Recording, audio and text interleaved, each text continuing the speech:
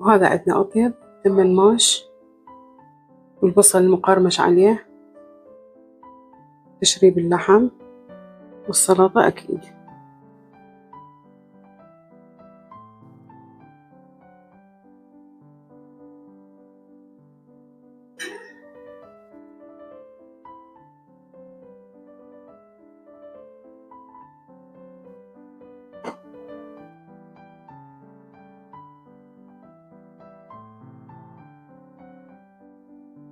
المقادير: كوبين رز بسمتي حبة طويلة، 4 أكواب ماش. يعني فد ملاحظة إنه أي رز يطبخ بقوليات تكون المقادير البقوليات ضعف مقادير الرز. مثلا هسه عندنا كوبين هذا رز بسمتي، 4 أكواب من الماش. نفس الشيء إذا تمن باقي كوبين مثلا تمن 4 أكواب باقي تمن العدس نفس الشيء، مثلا كوبين 4 أكواب عدس. فالبقوليات تتضاعف ويا طبخ الرز أو التمن. هسه نغسل الماش ويتنقع تقريبا نص ساعة إلى ساعة.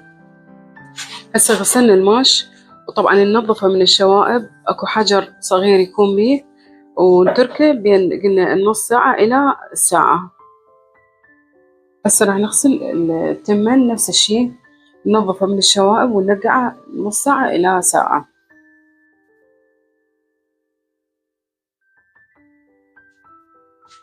هسه نحضر المي حتى نسلق الماش وبدون ملح حتى ما يجزر وما يكون قوي.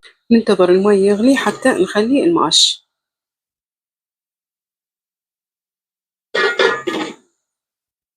نصفي الماش من المي حتى نخليه بمي ينسلق.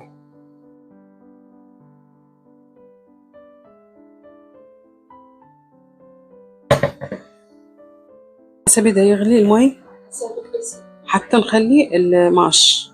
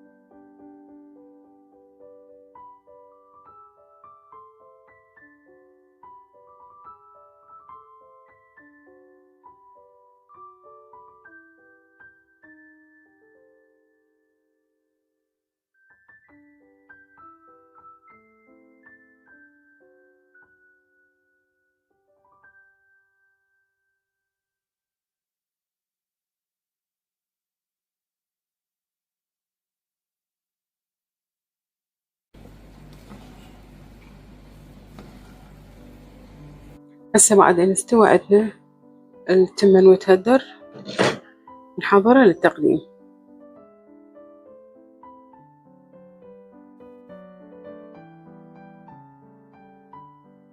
وهذا عندنا أطيب تمن ماش والبصل المقرمش عليه، تشريب اللحم والسلطة أكيد.